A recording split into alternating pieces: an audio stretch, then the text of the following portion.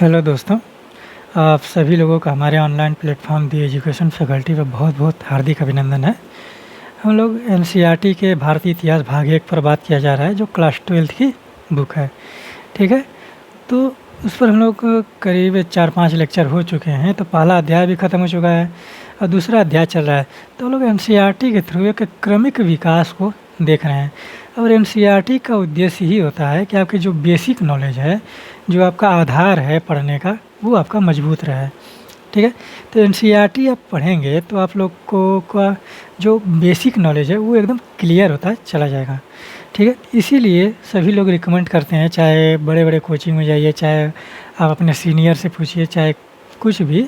तो आप देखेंगे तो अब तो हाई स्कूल इंटर में भी वहाँ पर जो सीबीएसई में तो एनसीईआरटी चलती है। तो उन लोगों का जो बेसिक नॉलेज होता है कि कोई भी किताब कैसे पढ़ा जाना चाहिए, कैसे समझा जाना चाहिए, तो वो सारी चीज़ें हम लोगों को एनसीईआरटी सिखाती है। ठीक है, और एनसीईआरटी आप पढ़ते नहीं हैं, एनसीईआरटी खुद आपको पढ़ाती है। ठीक है, आप जब बात पढ़ेंगे एनसीईआरटी को तो आपको लगेगा कि ये पुस्तक जो है हमसे बातें कर रही है। ठीक है, तो हम लोगों ने पूरा पाषाण काल से अभी तक हम लोग पूरा एकदम वैदिक काल पूरा कंप्लीट कर लिया है कि सामाजिक संरचना किस प्रकार से डेवलप हुआ था। और कल के लेक्चर में हमने लोगों ने जो वैदिक काल की चीज़ें हैं, उत्तर वैदिक काल की चीज़ें हैं, उसको एक सामाजिक संरचना के रूप में देख लिया है। ठीक है, तो वहाँ पर जो सामाजिक स्तरीकरण, जो जाति व्यवस्था है, वर्ण व्यवस्था का क्रम जिस प्रकार से वो किस प्रकार से विकास किया, उसमें कौन से फैक्टर कार्य कर रहे थे, तो उन सभी पर हम लोगों ने डिस्कस किया। और आज हम लोग बात करने वाले हैं 600 ईसा पूर्व से 600 ईस्वी तक के जो इतिहास है भारत का, उसके बारे में हम लोग बात करेंगे। यानी कि 6ठी शताब्दी ईसा पूर्व से लेकर 6ठी शताब्दी तक की घटनाओं को हम लोग ध्यान में रखेंगे। ठीक है, और पीछे की घटना की अगर हम बात करें, जिसमें सिंधु घाटी सभ्यता और वैदिक काल के जो सिंधु घाटी सभ्यता का पतन और वैदिक काल के प्रारंभ के बीच की जो घटनाएं हैं, उसको भी हम लोगों ने बारीकी से देखा है और समझने का प्रयास किया किस प्रकार से चीज़ें हो सकती थीं। ठीक है, तो चलिए आज हम लोग बात करेंगे कि जो 6ठी शताब्दी ईसा पूर्व में जो है कि चीज़ें देखने को मिल रही थी, जैसे बौद्ध धर्म हो गया, जैन धर्म हो गया, फिर मगध का उत्कर्ष हो गया, 16 महाजनपद हो गया, ये सारी चीज़ें हम लोग यहाँ पर देखने का प्रयास करेंगे। और 6ठी शताब्दी ईस्वी की अगर हम बात करें तो अब मान के चलिए कि पूरा एकदम जो भारत का इतिहास है वो यहाँ तक कंप्लीट हो जाता है। और 712 ईस्वी में आप देखेंगे कि मोहम्मद बिन कासिम जो है भारत पर आक्रमण करता है, अरब मुसलमान है वो। ठीक है, तो इस्लाम जो मुस्लिम आक्रमणकारी है वो लोग आने लगते हैं 600 ईस्वी के बाद। ठीक, तो यहाँ पर एकदम पूरा एकदम क्रमिक विकास धीरे धीरे थोड़ा थोड़ा करके देखा जाएगा। और हम आपको बता रहे हैं कौन सी पुस्तकों, किस पुस्तक का हम लोग अध्ययन कर रहे हैं। आप इसको देखिए, इस पुस्तक का हम लोग अध्ययन कर रहे हैं। ठीक है, ये पुस्तक है, ये आप लोगों का हेडिंग है। हम लोग सिर्फ हेडिंग पढ़ेंगे और जो इसमें दिया गया है वो और बॉक्स है। ठीक है, तो हेडिंग की जो चीज़ें हैं, उसके जो थ्योरेटिकल चीज़ें हैं, उसको हम लोग समझने का प्रयास किया जाएगा और बॉक्स को हम आप लोगों को बता देंगे। तो आप लोग जब पढ़ेंगे पुस्तक तो ये आप लोगों को बहुत ही ब्रॉड लेवल में समझ में आएगी। ठीक है, तो ये आप लोगों का टॉपिक है आज का, राजा, किसान और नगर, आरंभिक राज्य और अर्थव्यवस्थाएँ लगभग 600 ईसा पूर्व से 600 ईस्वी तक। तो ये हम लोगों की पुस्तक है, ये आप क्लास 12th की पुस्तक है, 12 की पुस्तक है, इंटर की, ये पहला भाग है। और जो आप देखेंगे कि प्राचीन काल का जो प्रारंभिक इतिहास है 6 से 9 तक का, उसको हम इसी में थोड़ा सा कवर कर देंगे। ठीक है, क्योंकि हम लोग इतिहास पढ़ेंगे तो और इतिहास को समझने का प्रयास किया जाएगा। वहाँ पर हम लोग इतिहास से नोट्स नहीं बनाएंगे क्योंकि फैक्ट इसमें बहुत ही कम मिलता है। सिर्फ समझने का प्रयास किया जाएगा कि इतिहास कैसे पढ़ा जाए। ठीक है, तो चलिए इसको हम अभी साइड करते हैं और थोड़ा थोड़ा करके हम लोग लेकर चलेंगे। तो यहाँ पर आज हम लोग देखिए कि कौन कौन सी चीज़ें को हम लोग देखते हैं। ठीक, उम्मीद करते हैं कि आप लोग स्वस्थ होंगे और अपने पढ़ाई को सही दिशा निर्देशन अच्छे तरीके से कर रहे होंगे।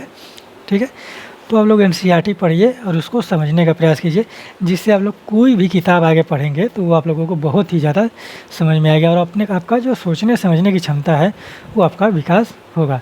ठीक है, चलिए देखते हैं। आप लोग देखिए कि यहाँ पर जो आप लोगों का टॉपिक है विषय 2 राजा, किसान, नगर, ये जो आपका ये जो पैराग्राफ है इतना बड़ा है, तो ये आप लोगों का इंट्रोडक्शन है।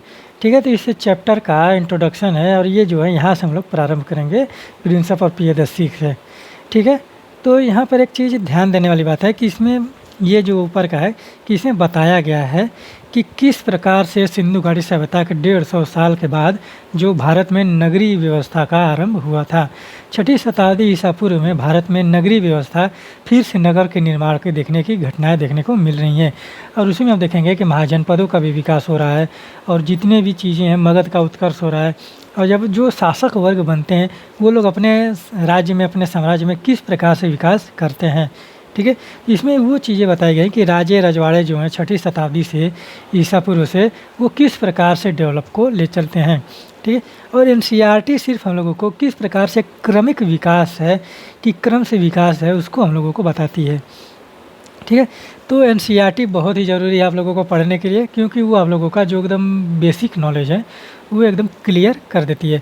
और आप एक चीज़ ये देखिए, ये वाला जो चित्र देखिए, ये एक अभिलेख है।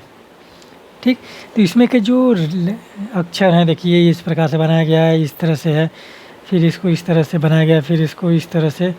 तो आप लोग इसको सोच कर देखिए कि इस तरह से जो चित्र बनाए गए हैं, क्या उस समय इस तरह की चीज़ें चल रही थीं।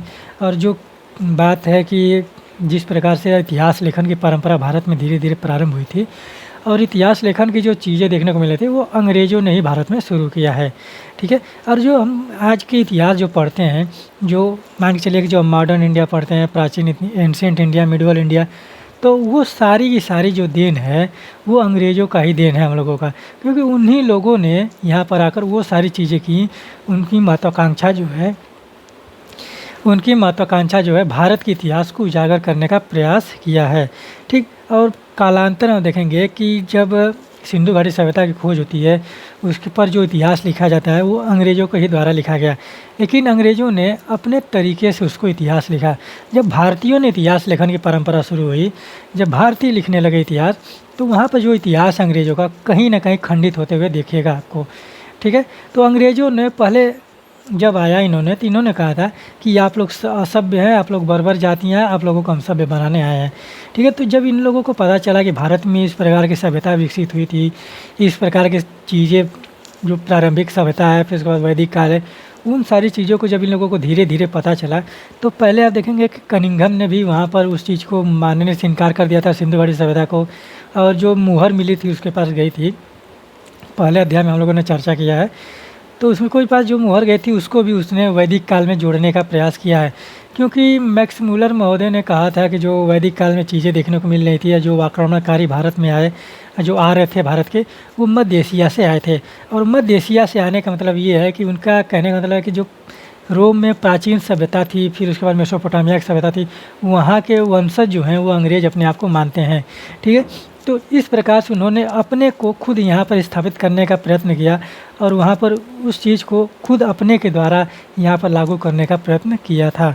ठीक है, तो जब भारत में भारतीयों के द्वारा इतिहास लेखन की परंपरा चली, तो वहाँ पर आप देखेंगे कि जो भारतीय हैं उन्होंने उस चीज़ को नकारने का प्रयास किया और कहा कि यहीं के लोग जो हैं, यहीं पर जो अपने क्रियाकलाप किए हैं, ठीक है, यहाँ के लोग जो वहाँ के जो कोई लोग हैं वो वहाँ से यहाँ पर आक्रमणकारी नहीं है, यहीं पर लोग आए, यहीं पर बसे, फिर यहीं पर आके आपको देखेंगे कि लड़े, युद्ध हुए, फिर बहुत सारी चीज़ें वर्चस्व स्थापित करने का प्रयास किया, महाजनपदों का बनाने का प्रयास किया, अपने साम्राज्य का विस्तार करने का प्रयास किया। ये इंसानों की महत्वाकांक्षा की देन है। ठीक है, तो इस प्रकार से आप लोग समझ कर देखेंगे कि किस प्रकार से डेवलप हुआ है। तो हमने पिछले लेक्चर में बताया था कि किस प्रकार से आप देखिए कि आए वहाँ पर बहुत सारी चीज़ें, कि किस प्रकार से वहाँ पर लोग आए, फिर लोगों को गुलाम बनाया, फिर किस वहाँ पर सामाजिक संरचना का विकास हुआ और जितनी भी चीज़ें निकल कर आए थी समाज में, चाहे वो वर्ण व्यवस्था को लेकर हो, चाहे आप व्यवसाय को लेकर हो, चाहे जाति को जन्म के आधार पर कर दिया गया हो, चाहे व्यवसाय के आधार पर कर दिया गया हो। ठीक है, और जो वैदिक काल की चीज़ें, वैदिक काल का प्रारंभिक इतिहास है, उसके बारे में हम लोग बात किया गया था कि समानता, इक्वालिटी की बात वहाँ पे जिस तरह से हो रही थी, और फिर कालांतर में बाद में बदली जब वो व्यवस्थाएं, कि वो व्यवस्था कहाँ से बदल कर आई थी। ठीक है, तो हमने वहाँ पर एक कॉन्सेप्ट आप लोगों को बताया था कि किस प्रकार से चीज़ें हो सकती थीं। ठीक है, तो उसी कॉन्सेप्ट को हम लोग आगे बढ़ाएंगे और बात करेंगे कि किस प्रकार से जो 6ठी शताब्दी ईसा पूर्व में जो नगरों का विकास हुआ था भारत में, और फिर जो गंगेटिक वैली है, मान के चलिए कि मध्य गंगा घाटी है, बिहार का उत्तर प्रदेश, पूर्वी उत्तर प्रदेश और बिहार का जो क्षेत्र है वहाँ पर आप देखेंगे। फिर उसके बाद मगध का उत्कर्ष होता है पाटलिपुत्र में, और वहाँ पर पाटलिपुत्र की स्थापना होती है। तो वो सारी चीज़ें हम लोग आज एक बार सिनेरियो के रूप में देखने का प्रयास किया जाएगा, ठीक है। और जहाँ तक हो जाएगा वहाँ पर हम लोग देखेंगे और फिर उसके बाद जो चीज़ें बचेंगी वो हम लोग कल देखेंगे, ठीक है। तो चलिए हम इसमें का जो आप लोग ये समझ गए कि इसमें इस चैप्टर का जो इंट्रोडक्शन दिया गया है कि किस प्रकार से सिंधु घाटी सभ्यता के बाद बहुत सालों के बाद जो सिंधु घाटी सभ्यता नगरीय सभ्यता थी उसके नगर नियोजन के जो चीज़ें देखने को मिली थी उसके कई 1,500 लगभग 1,000-1,500 साल के बाद भारत में नगरीय व्यवस्था का देखने का प्रमाण मिलता है। कहाँ मिलता है? मध्य गंगा घाटी में। कब? 6ठी शताब्दी ईसा पूर्व में, ठीक। ये सारी चीज़ें आप लोग दिमाग में बैठा रही है और इन्हीं के आधार पर हम लोग बात करेंगे, ठीक है।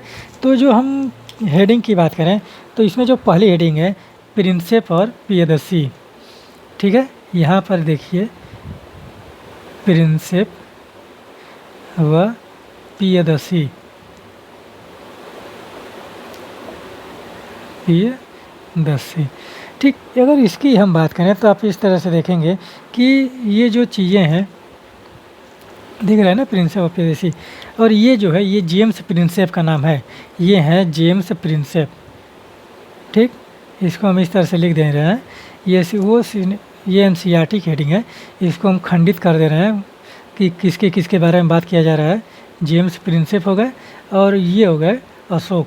अशोक का नाम मिलता है प्रियदर्शी, देव नाम प्रियदर्शी, ठीक है। अशोक को बोला जाता है, क्या बोला जाता है? देव नाम प्रियदर्शी, देव नाम प्रियदर्शी, ठीक। अशोक के अभिलेखों में ये उपाधि दी गई है उसे, ठीक। ऐसा माना जाता है कि पहली बार जब जेम्स प्रिंसेप ने इसको पढ़ा था अशोक के अभिलेखों को, तो अशोक के अभिलेखों को पढ़ा गया 1830 के दशक में, ठीक है। 1830 के दशक में पढ़ा गया था, 1837-38 के लगभग में, ठीक है। तो 1830 के दशक में यह पढ़ा गया और आप देखेंगे कि वहाँ पर जो चीज़ें देखने को मिलती है, तो जो प्रियदर्शी नाम है, ये जो प्रियदर्शी नाम है वहाँ पर जब जेम्स प्रिंसेप ने पढ़ा तो वहाँ पर कोई एक विद्वान था या जेम्स प्रिंसेप ही थे कि उन्होंने देवनाम प्रियदर्शी जो है वो सिंघल द्वीप यानी कि श्रीलंका के राजा के लिए प्रयोग किया गया था, ये ऐसा माना है। लेकिन कहीं ना कहीं आप देखेंगे कि जो श्रीलंका में अभिलेख मिले हैं वहाँ पर जो देवनाम प्रियदर्शी का उल्लेख मिला है वो आपका अशोक के सम्मान में मिला है, ठीक है। तो इसीलिए जेम्स प्रिंसेप ने अशोक को देवनाम प्रियदर्शी के रूप में माना।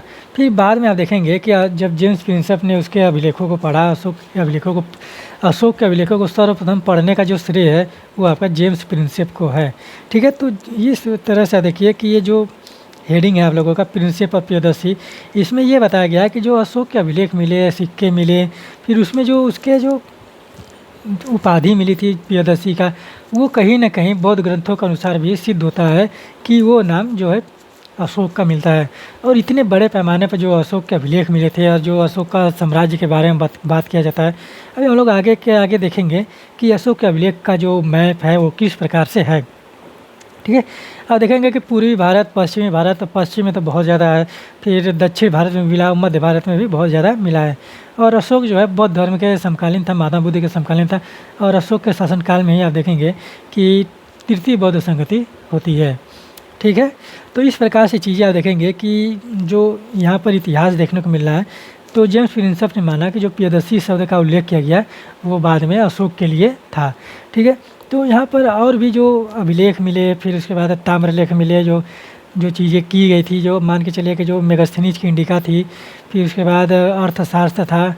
तो अर्थशास्त्र में बोला जाता है कि कौटिल्य जो हैं, जो विष्णुगुप्त हैं, जो चाणक्य हैं, वो इसके कुछ अंशों का उद्धरण किया था, ठीक है। तो ये सारी चीज़ें इस वाले एडी में बताया गया है कि किस प्रकार से इनको पता चला कि एक बहुत ही बड़ा साम्राज्य भारत में था, मौर्य साम्राज्य के बारे में, ठीक है। फिर उसके बाद हम बात करते हैं आरंभिक राज्य के। तो आरंभिक राज्य के बारे में अगर हम बात करें, पहले आप देख लीजिए कि अभिलेख क्या होते हैं। तो अभिलेख अब यहाँ पर सीधा लिखा है कि अभिलेख वो होता है कि किसी ताम्र पत्र पर, किसी लकड़ी पर, किसी पत्थर पर, किसी मिट्टी के बर्तन पर कुछ खुदे हुए चित्र हैं, वहाँ पर कुछ लिखा हुआ है, तो मान के लीजिए कि वो आपका अभिलेख है। अभिलेख कुछ भी हो सकते हैं, ताम्र भी हो सकता है, तांबे का भी हो सकता है, फिर उसके बाद मिट्टी के भी हो सकते हैं, पत्थर के भी हो सकते हैं, पत्थर के खंभों के भी हो सकते हैं, फिर उसके बाद लकड़ी के भी हो सकते हैं, कहीं पर समाधि बनी है उस पर भी हो सकते हैं। तो वो सारी चीज़ें जो उत्कीर्ण कराई गई थी अपने शासनकाल के बारे में, अपने शासन के लिए, तो वो सारी चीज़ें जो हैं अभिलेख होते हैं। तो अभिलेख में देखिए कि लगभग में 250 ईसा पूर्व में जो अक्षर अ लिखा जाता था वो इस प्रकार से लिखा जाता था अ, यानी कि हम इसकी बात कर रहे हैं वर्तमान समय में। वर्तमान समय में जो देवनागरी लिपि है वो अ इस तरह से लिखती है। देवनागरी लिपि में अ इस तरह से लिखा जाता है, लेकिन 250 ईसा पूर्व में अक्षर जो अ है वो आपका इस तरह से लिखा जाता था। ठीक है, 250 ईसा पूर्व में इस तरह से अ लिखा जाता था। इस तरह से हम देख लीजिए, इस तरह से बना गया है, इस तरह से लिखा गया। और फिर 500 ईसा पूर्व में आप देखेंगे कि 500 ईस्वी में, या और फिर बाद में 500 ईस्वी की बात की जा रही है, तो 500 ईस्वी में अ इस तरह से लिखा गया। अ किस तरह से लिखा गया? इस तरह से अ लिखा गया। तो यानी कि देवनागरी लिपि का जो विकास है यहीं से धीरे धीरे कालांतर में हुआ। और ये आपका प्राकृतिक भाषा है, प्राकृत भाषा ये आपको मिलेगा। ठीक है, सॉरी। ठीक है, तो यहाँ पर आप देखिए, आप समझने का प्रयास कीजिए कि किस प्रकार से वहाँ पर डेवलपमेंट हुआ था। ठीक है, 6ठी शताब्दी ईसा पूर्व में जो 16 महाजनपद देखने को मिलते हैं, ठीक है, प्रारंभिक राज्यों में वही देखने को मिलते हैं। चलिए हम लोग बात करते हैं 16 महाजनपदों के बारे में। ठीक है, हमने 16 महाजनपदों पर एक क्लास भी लिया था, प्राचीन भारत में धर्म की अवधारणा, वहाँ पर जो चीज़ें देखने को मिल रही थी कि किस प्रकार से वहाँ पर थी। ठीक है, और धर्म की अवधारणा, फिर इसके बाद 16 महाजनपद करके इस तरह से हम लोगों ने एक क्लास लिया था। आप लोग चाहे तो वहाँ पर जाकर देख सकते हैं राजधानियों के बारे में। तो यहाँ पर हम आप लोगों को राजधानी और राज्य बता देते हैं, 16 महाजनपद, और उसका एक ट्रिक भी हमने बनाया था और उसमें बताया था, तो उसको भी आप लोग देखिए और किस प्रकार से उसको समझने का प्रयास कीजिए कि ये 6ठी शताब्दी ईसा पूर्व के जो 16 महाजनपद देखने को मिलते हैं। ठीक है, तो हम इसको लिख देते हैं 600 ईसा पूर्व में 16 महाजनपद। ठीक है, 16 महाजनपद। ठीक, इस प्रकार से 16 महाजनपद। तो इसको हम इस तरह से हेडिंग लिख दिए, और कौन कौन सी पुस्तकें हैं, कहाँ कहाँ पर मिलते हैं। ठीक है, बौद्ध ग्रंथ के, अगर बौद्ध ग्रंथ के बारे में बात करें, बौद्ध ग्रंथ, बौद्ध ग्रंथ कौन सा है? अंगुत्तर निकाय। ठीक है, अंगुत्तर निकाय। ठीक है, और जैन ग्रंथ का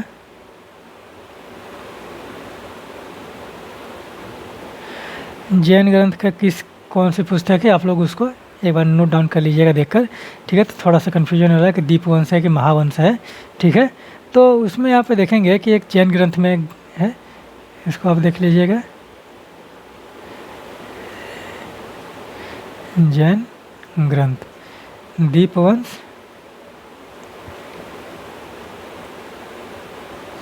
या फिर इसको आप लोग नोट डाउन कर लीजिएगा।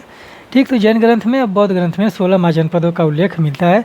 और आप देखिए कि कौन से 16 महाजनपद है, उनकी राज्य और राजधानियों के बारे में हम लोगों को बता दे रहे हैं। फिर उसके बाद हम लोग बात किया जाएगा कि किस प्रकार से यहाँ पर डेवलपमेंट हुआ था। ठीक है, तो डेवलपमेंट के बारे में हम लोग बात करेंगे, फिर उसके बाद हम लोग आगे बढ़ेंगे कि किस प्रकार से 6ठी शताब्दी ईसा पूर्व में वो चीज़ें देखने को मिल रही थी। ठीक है, तो 16 महाजनपदों का एक ट्रिक हमने बताया था, 4 का, ठीक है, फिर 3 में, ठीक, 4 का, 3 में, फिर 3 आ। ठीक है, आप लोग इस तरह से नोट डाउन करते चलिए। फिर इसके बाद 2 व, कितने में? 4 3 7 3 10 2 12 हुए। फिर उसके बाद आप लोग गपशप करते हैं, तो आप लोग इस तरह से लिख दीजिए गच शप। ठीक, ये चीज़ आप लोगों के हो गए। तो ये आप लोगों के 16 महाजनपद हो गए। ठीक है, तो आप यहाँ पर देखिए कि हमने एक आप लोगों को ट्रिक बता दिया कि किस प्रकार से आप 16 महाजनपद याद रख सकते हैं। तो अगर हम 4 क की बात करें, तो यहाँ पर आप लोग इस तरह से लिख लीजिएगा 4 क। ठीक है, 4 क, फिर यहाँ पर आप लिख लीजिए 3 म, फिर यहाँ पर 3 अ।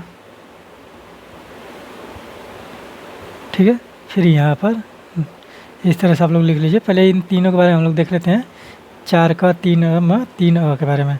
ठीक, तो यहाँ 4 क में देखिए कम्बोज, ठीक है, काशी, कुरु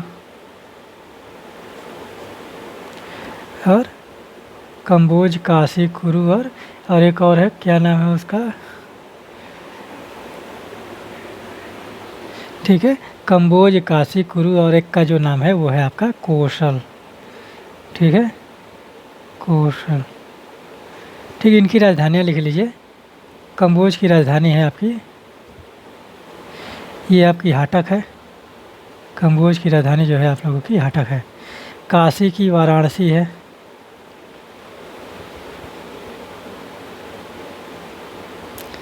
ठीक, कुरु की इंद्रप्रस्थ है। आप लोग नोट डाउन करते चलिए। कौशल की राजधानी है श्रावस्ती, ठीक है। तो ये आप लोगों का एक हो गया, 4 का हो गया। अगर 3 म की अगर हम बात करें तो मगध ले लीजिए, मगध, फिर मल्ल और मत्स्य, ठीक है। तो मगध की राजधानी थी पाटलिपुत्र, इस तरह से नोट डाउन कर लीजिए। मल्ल था, मल्ल और 2 गणराज्य थे जहाँ पर लोगों, वहाँ पर कई शासक कार्य करते थे, ठीक है, गणराज्य में। तो मल्ल की जो ये था आपका गणराज्य था मल्ल और वज्जी, ठीक है, गढ़ राज्य, और बाकी जगह जो था राजतंत्र चलता था। मत्स्य की राजधानी जो है विराटनगर, ठीक है, विराटनगर। और विराटनगर का युद्ध बहुत ही फेमस है, आप देखेंगे कि महाभारत का युद्ध है जिसमें अर्जुन और कौरवों की सेना के बीच में हुआ था, ठीक है। विराटनगर। 3 की अगर हम बात करें तो अवंती हो गया, अंग हो गया, फिर अश्मक हो गया, ठीक है। तो इस प्रकार से आप लोग नोट डाउन करते चलिए और आप देखेंगे कि बहुत सारी जानकारियाँ जो हैं आप लोगों को मिलती हुई देखने को मिलेगी, ठीक है।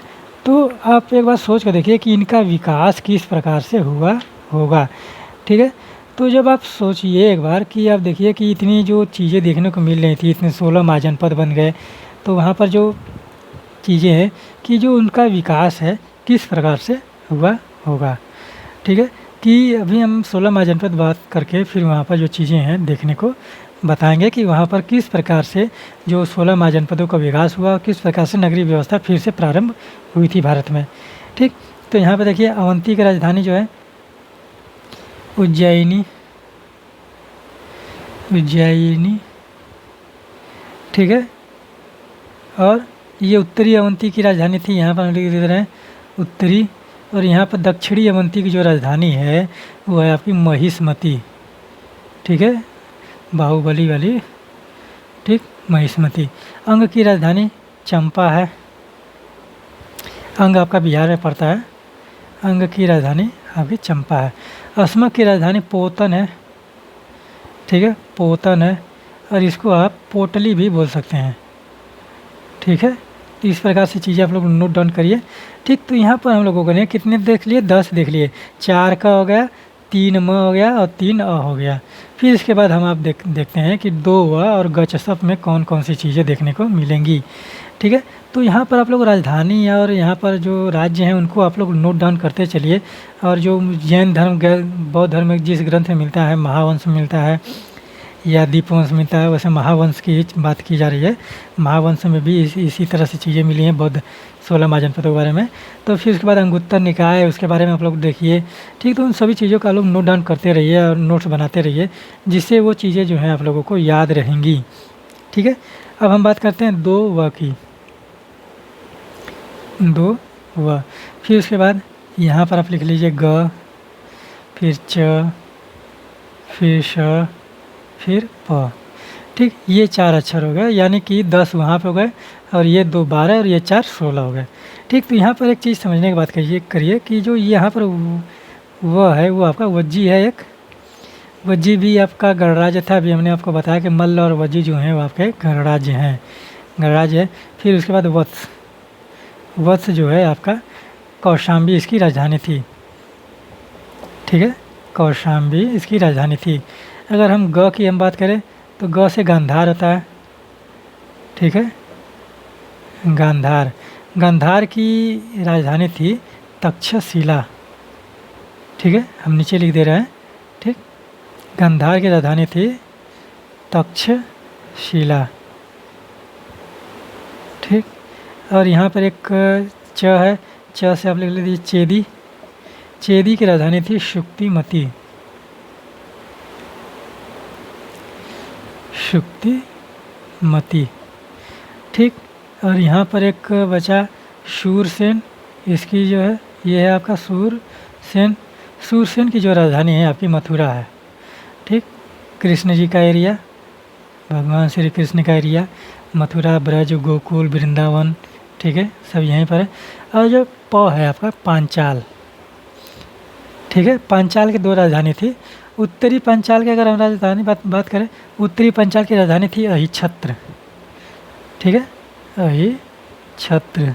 और दक्षिणी पांचाल की राजधानी थी आपकी काम्पिल्य। ठीक है, काम्पिल्य।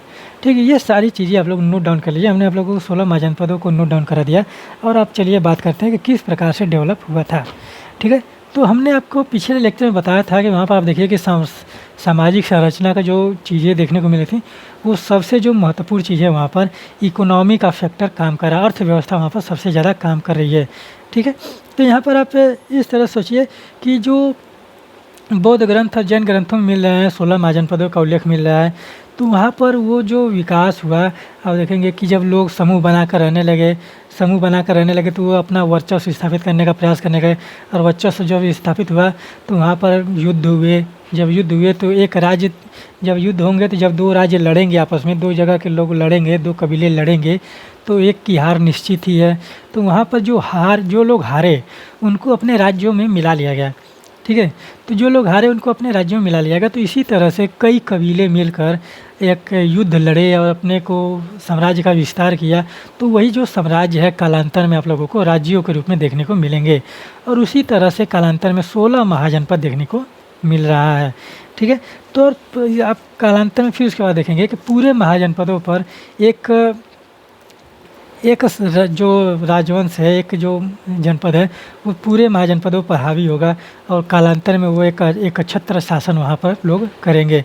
तो यहाँ पर इस तरह से देखिए कि जिस प्रकार से जो शासन किया जा रहा था, यहाँ पर हमने प्रारंभिक राज्य में 16 महाजनपदों के बारे में आप लोगों को बताया कि किस प्रकार से 16 महाजनपद विकसित हुए और किस प्रकार से वहाँ पर जो वहाँ पे जो युद्ध लड़े गए वो किस प्रकार से लड़े गए थे और क्यों लड़े गए थे।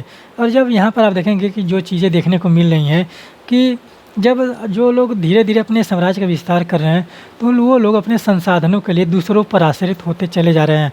तो मान के चलिए कि एक राज्य है, वो एक राज्य यहाँ पर है, मान के चलिए कि एक राज्य यहाँ पर है और एक छोटा सा राज्य यहाँ पर है, एक छोटा सा यहाँ पर है, एक छोटा सा यहाँ पर है, यहाँ पर है, इस तरह से कई राज्य छोटे छोटे हैं। तो ये बड़ा वाला राज्य क्या करेगा, इन सभी लोगों पर नियंत्रण करने का प्रयत्न करेगा। तो ये क्या करेगा, इन पर आक्रमण करेगा। ये चारों ओर से आएंगे, यहाँ पर आक्रमण करेंगे क्योंकि ये छोटे छोटे हैं, खंडित हैं। तो जब ये यहाँ पर आक्रमण करेगा तो यहाँ का जो राज्य है ये इतना बड़ा हो गया ना, फिर ये इतना बड़ा हो गया तो यहाँ की जो निवासित जनसंख्या है वो भी हो गई। तो यहाँ पर जो कर है, फिर उसके बाद जो संसाधन है, जो खान पान की चीज़ें हैं, तो वो लोग क्या करते थे कि अपने संपत्ति को बढ़ाने के लिए अन्य राज्यों पर भी वो लोग आक्रमण करते थे। और धीरे धीरे आप देखेंगे कि वहाँ पर बहुत बड़े साम्राज्यों की स्थापना हो जाती है। ठीक है, तो इसी तरह से ये चीज़ें जो बताई गई है कि आरंभिक राज्यों में किस प्रकार से वहाँ पर विकास हुआ था।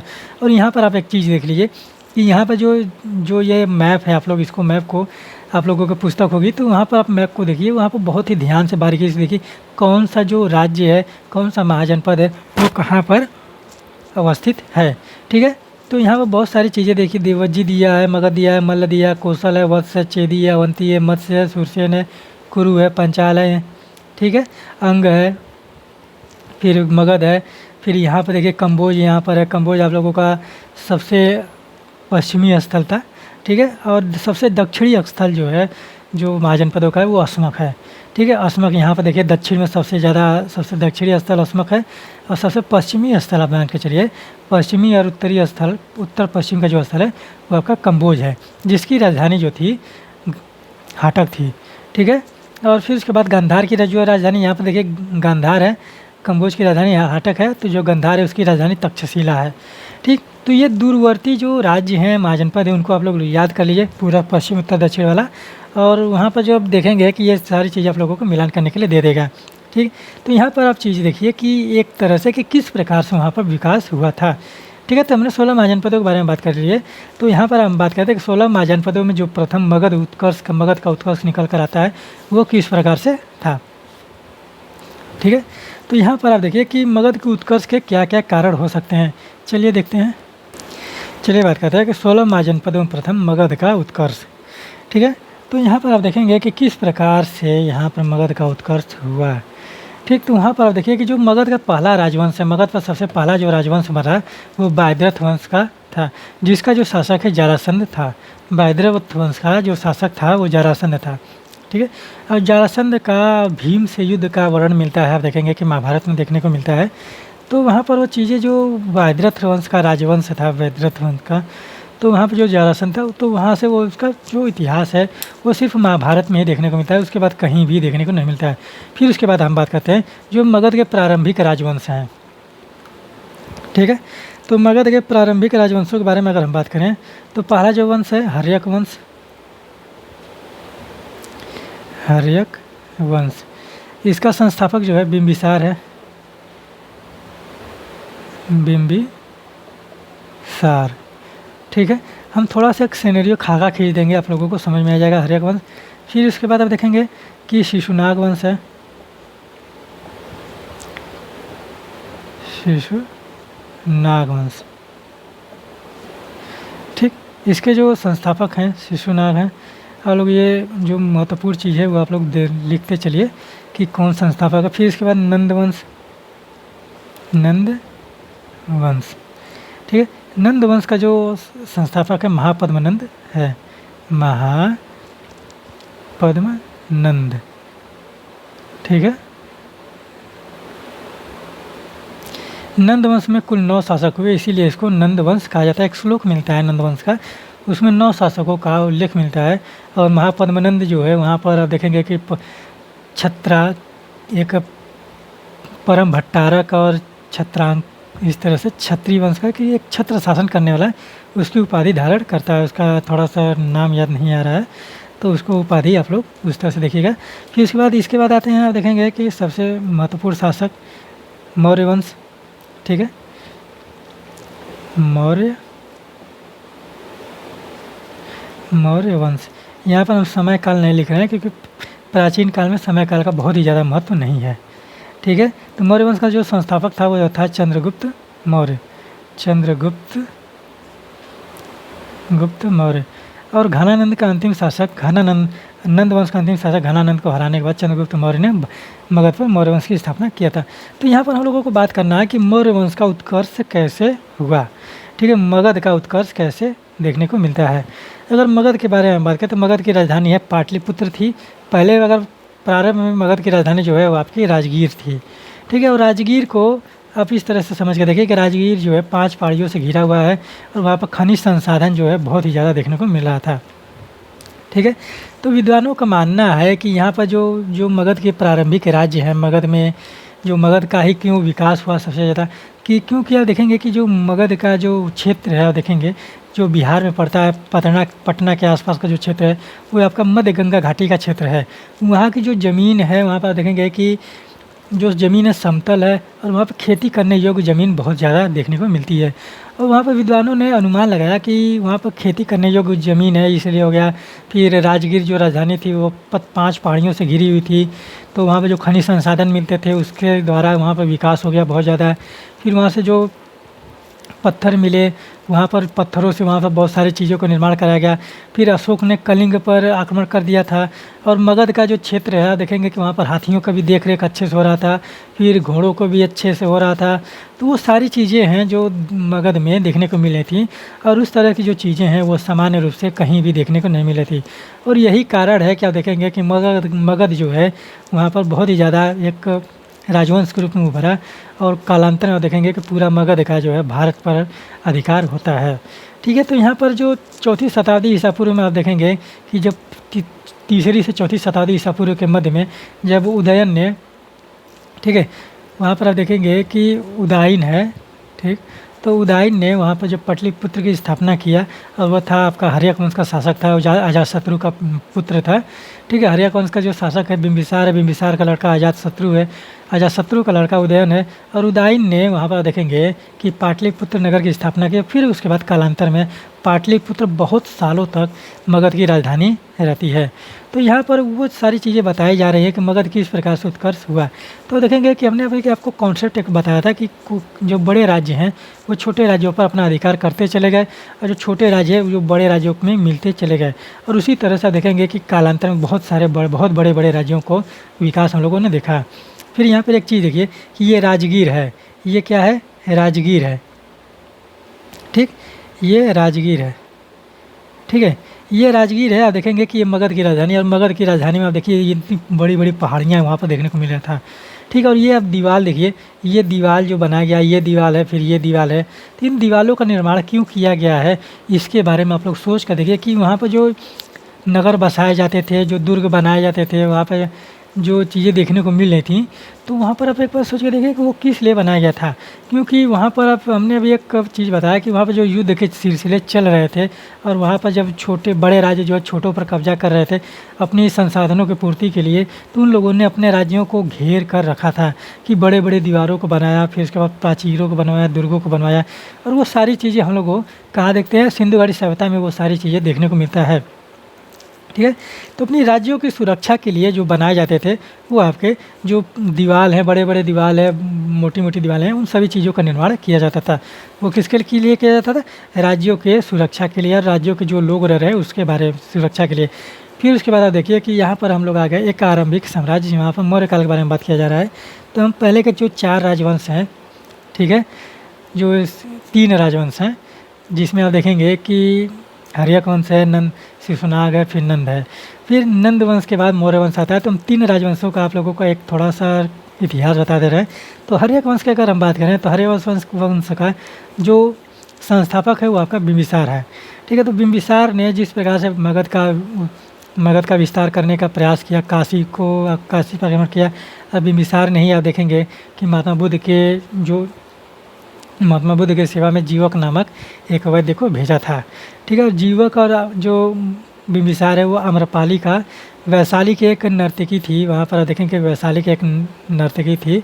तो वहाँ पर जब बिंबिसार गया तो उसके प्रेम मोह में पड़ के वहाँ पर उससे विवाह करता है। फिर उसके बाद जो उनके संयोग से जो उत्पन्न होता है पुत्र उत्पन्न होता है, उसका नाम जीवक पड़ता है। और उसी जीवक को उसने एक वैद्य बनाया, और उसको उस बिंबिसार ने महात्मा बुद्ध के सेवा में भेजा था। और एक जो कौशल देश का एक शासक था प्रसेनजीत या चंडप्रद्योत करके था, ठीक है। तो चंडप्रद्योत के वहाँ पर उसको भी बीमार था, तो उसके भी राज दरबार में वहाँ पर जीवक को उसने भेजा था। फिर उसके बाद आता है उसका बेटा आता है जो अजातशत्रु है। अजातशत्रु को पितृहंता भी बोला जाता है। तो अजातशत्रु जो है उसने अपने पिता को मारकर गद्दी पर बैठा था, इसीलिए उसको पितृहंता भी बोला जाता है। तो अजातशत्रु ने आप देखेंगे कि युद्ध में 2 अस्त्रों का उपयोग किया गया था, वो था महाशिला कंटक और एक था रथमूसल, ठीक है। चलिए हम आपको बता दे रहे हैं कि वो कौन से जो अस्त्र शस्त्र थे हर्यक वंश के बारे में, ठीक है। तो अजातशत्रु के द्वारा जो प्रयोग किया गया था, जो वहाँ पर आप देखेंगे कि अजातशत्रु ने जिस अस्त्र शस्त्र का प्रयोग किया वो रथमूसल था और महाशिला कंटक। अब बाहुबली मूवी देखे होंगे, बाहुबली का पहला पार्ट देखिए, जब अंत में युद्ध होता है कालिकेय से, तो बाहुबली के पास जो अस्त्र होता है वह उसी को हम लोग वहाँ पर वो महाशिला कंटक कहा गया है। और जो वहाँ पर आप देखेंगे कि जो भल्लाल देव के पास रथ था उसको रथमूसल कहा जाता है। अजातशत्रु का यहाँ पर आप लिख लीजिए, अजातशत्रु का युद्ध में प्रयोग किए गए अस्त्र, युद्ध में प्रयोग किए गए अस्त्र, 2 अस्त्र प्रयोग इसने किया था, किए गए अस्त्र। जो पहला अस्त्र था महाशिला कंटक, महाशिला कंटक, ठीक है। और दूसरा जो था रथमूसल, ठीक। तो अब बाहुबली देखे होंगे कि महाशिला कंटक और रथमूसल क्या होता है, वो सारी चीज़ें आप लोग उस मूवी देखिए। जो अंत में बाहुबली के पास अस्त्र होता है जिसमें पत्थर बड़ा बड़ा फंसा कर उसमें पर्दा लगाकर जला देता है, वही आप लोगों का मिला महाशिलाकंटक है। और जो भल्लाल देव के पास रथ में तलवार लगे रहते हैं वो आप लोगों का रथमूसल है। फिर ये आप लोगों का हर्यक वंश का है। और उसके बाद उदयन आता है, इसका बेटा उदयन ने पाटलिपुत्र की स्थापना किया, ठीक है। फिर उसके बाद जो इन सबों का जो अंतिम शासक था, हर्यक वंश का जो अंतिम शासक था वो नागदशक था, ठीक है। हर्यक वंश का अंतिम शासक जो है वो आपका नागदशक है, ठीक है। और नागदशक की हत्या करके शिशुनाग ने शिशुनाग वंश की स्थापना किया था।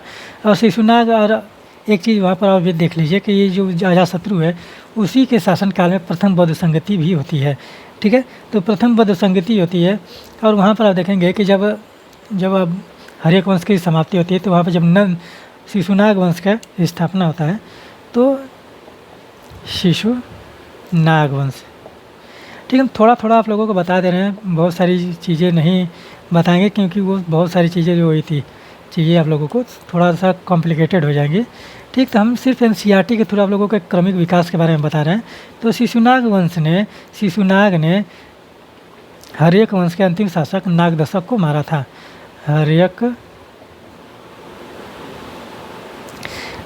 वंश के अंतिम शासक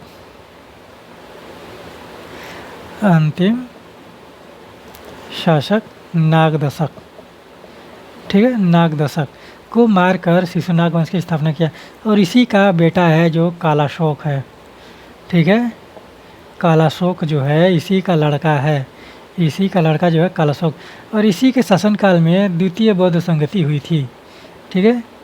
द्वितीय बौद्ध संगति, यहाँ पर बौद्ध संगतियों के बारे में हम लोग बात नहीं करेंगे, ठीक है। आगे चलकर अभी देखा जाएगा कि जब धर्मों का जो बात किया जाएगा, बौद्ध धर्म जैन धर्म की बात करेंगे तो उसमें हम लोग ये सारी चीज़ें पढ़ेंगे, ठीक है। द्वितीय बौद्ध संगति, हम इसको सिर्फ इस तरह से लिख दे रहे हैं, संगति, ठीक। तो द्वितीय बौद्ध संगति कालाशोक के बारे में बात की है, इसको बोला जाता है काकवड़, ठीक है। ये इतना काला था, कौवे की कलर का था एकदम, ठीक है, इसीलिए इसको काकवड़ बोला गया है, ठीक है। काक मतलब कौवा आता है, वड़ मतलब कलर होता है, ठीक। तो इसको काकवड़ बोला गया। और कालाशोक जो है एकदम काला था, उसी तरह से उसका नाम भी पड़ गया था। और इसी के शासनकाल में देखेंगे कि द्वितीय बौद्ध संगति भी होती है। और फिर इसके बाद आता है नंद वंश। और नंद वंश को ऐसा माना जाता है कि वो भारत में सबसे क्रूर शासन थे, क्रूर शासक जो था भारत का, सबसे क्रूर जो है वो आपका नंद वंशों को बताया गया है। और ऐसा माना जाता है कि नंद वंश जो है वो आपके शूद्र जातियों से आए थे और वो अचानक वो राजा बन गए थे, ठीक है। तो नंद वंश में 9 शासक हुए, ठीक है। 9 शासकों का नाम हम लोगों को नहीं याद रखना है, तो सिर्फ आप लोग यहाँ पर ये समझ लीजिए कि 9 शासक हुए थे। जो संस्थापक लिख लीजिए, संस्थापक। फिर उसके बाद जो संस्थापक था ये महापद्मनंद था, ठीक है, महापद्मनंद, ठीक है। और जो इसका अंतिम शासक है,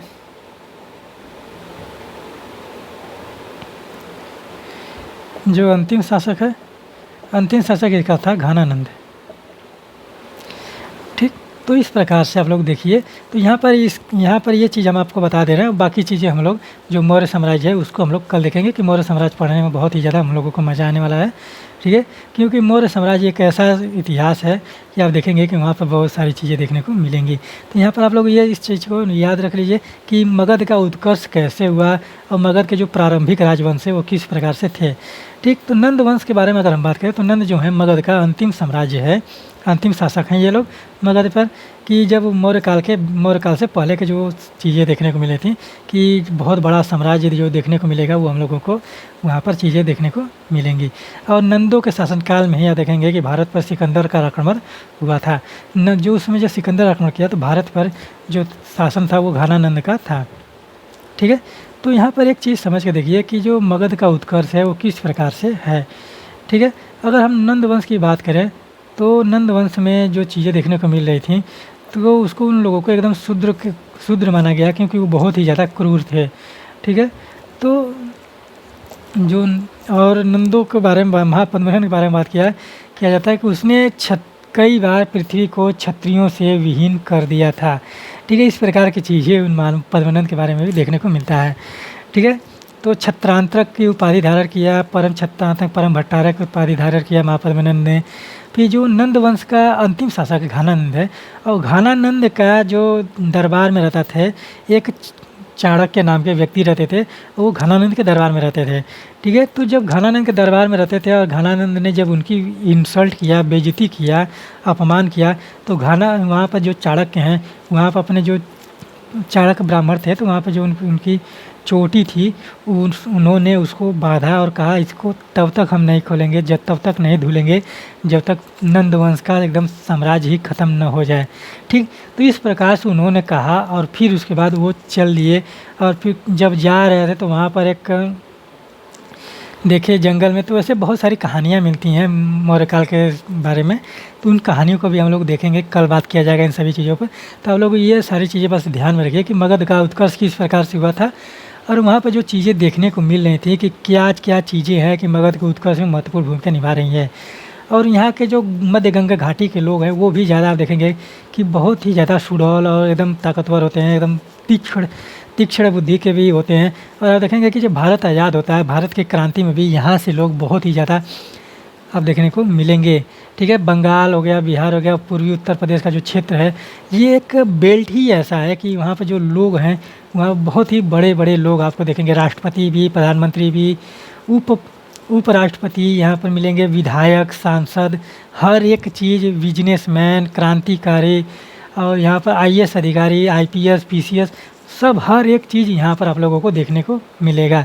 ठीक है, इसीलिए यहाँ पर प्राचीन काल में भी वही चीज़ें देखने को मिली कि यहाँ के लोग इतने शार्पनेस थे, इतने उस प्रकार से थे कि इनके जो सोचने समझने की क्षमता अन्य जगहों से ज़्यादा विकसित थी। और आप देखेंगे कि यहाँ के लोग युद्ध कला में भी निपुण हो गए धीरे धीरे कालांतर में। और राजगीर में जो चीज़ें देखने को मिल रही थी, वहाँ पर राजगीर में आप देखेंगे कि जो चीज़ें हैं कि 5 पहाड़ियों से देखने घिरा हुआ है, फिर उसके बाद खनिज संसाधन है, हाथियों की उपलब्धता है, घोड़ों की उपलब्धता है, फिर वहाँ पर जो गंगा के दोआब हैं, भूमि उपजाऊ योग्य भूमि है। तो यही सब कारण है कि जो मगध जो है उभर कर बहुत ही ज़्यादा ताकत के रूप में उभर कर शक्ति के रूप में आता है। और प्रारंभिक राजवंशों में बायद्रथ है, बायद्रथ वंश का जो राजा है आप देखेंगे कि जरासंध है। ठीक है, फिर उसके बाद हर्यक वंश है, हर्यक वंश के में 3 शासक हैं, बिम्बिसार है, अजातशत्रु है, उदयन, इन तीनों बारे में लोग बात किया। शिशुनाग वंश में 2 शासक हैं, जो महत्वपूर्ण शासकों के बारे में बता रहे हैं सिर्फ। शिशुनाग वंश में 2 शासक है, शिशुनाग है, फिर उसके बाद कालाशोक है। नंद वंश में 2 महत्वपूर्ण शासक है, वैसे 9 शासक है, 2 महत्वपूर्ण शासक है, महापद्मनंद संस्थापक और घानानंद अंतिम शासक। ठीक, तो इतनी सारी बातों को आज हम लोगों ने बात किया, और अध्याय 2 आप लोगों का जो प्रारंभ हो चुका है, इन सारी चीज़ों को आप एक बार सोच कर देखिए और पढ़िए और पढ़ते रहिए और समझने का प्रयास कीजिए कि किस प्रकार से भारत में डेवलप हुआ था। ठीक है, तो अब उम्मीद करते हैं कि आप लोगों को यह लेक्चर पसंद आता होगा और एनसीईआरटी की जो चीज़ें हैं आप लोगों को समझ में आती होंगी। और किताब आप लोगों को पढ़ना बहुत ज़रूरी है, अपने से पढ़ेंगे तभी आप लोगों को चीज़ें समझ में आएंगी। हम आप लोगों को उसका जो पढ़ने का तरीका है वो आप बता देंगे, जो समझने का तरीका है वो बता देंगे। और एनसीईआरटी को आप बहुत ही ज़्यादा एकदम पढ़िए, एकदम बढ़िया से पढ़िए, आसान लगेगा। ठीक है, हम आप लोगों को एनसीईआरटी इतना आसान बना देंगे, इतिहास चैप्टर जो है, कि आप लोगों को कहीं से भी कोई भी प्रॉब्लम नहीं आएगी। बस आप लोगों को एक फैक्ट की चीज़ें याद करनी रहेगी, बाकी कॉन्सेप्ट हम पूरा का पूरा एकदम प्राचीन काल से लेकर आधुनिक भारत तक का समझा देंगे, और पूरा इतिहास आप लोगों को एकदम दिमाग में बैठ जाएगा। इस प्रकार से हम आप लोगों को बताएंगे। ठीक है, तो आप लोग देखते रहिए कि हम लोगों ने कहाँ से स्टार्ट किया, पाषाण काल से स्टार्ट किया और आ गए हैं हम लोग 6वीं शताब्दी ईसा पूर्व में। तो 6वीं शताब्दी ईसा पूर्व में हमने राज्यों का उत्कर्ष देख लिया और किस प्रकार से यहाँ पर राज्यों ने डेवलप किया है, उनके बारे में भी हम लोगों ने आज देखा। ठीक है, तो उम्मीद करते हैं कि आप लोगों को यह लेक्चर पसंद आएगा। और आप लोग जो लोग नए हैं चैनल से जुड़ जाए, जो लोग पुराने हैं वो ज़्यादा से ज़्यादा चैनल को शेयर करें और सब्सक्राइब करें, कमेंट करें, लाइक करें। आप लोगों के सहयोग की बहुत ज़रूरत है। ठीक है, तो यहीं पर हम आशा करते हैं कि आप लोग स्वस्थ होंगे, अपने पढ़ाई को सही दिशा निर्देशन अच्छे तरीके से करेंगे, अपने माता पिता और घर वालों का ख्याल रख रहे होंगे अच्छे से। तो यहीं पर मैं अपने वाणी को विराम देता हूँ। मिलते हैं अगले लेक्चर में शानदार तरीके से। धन्यवाद।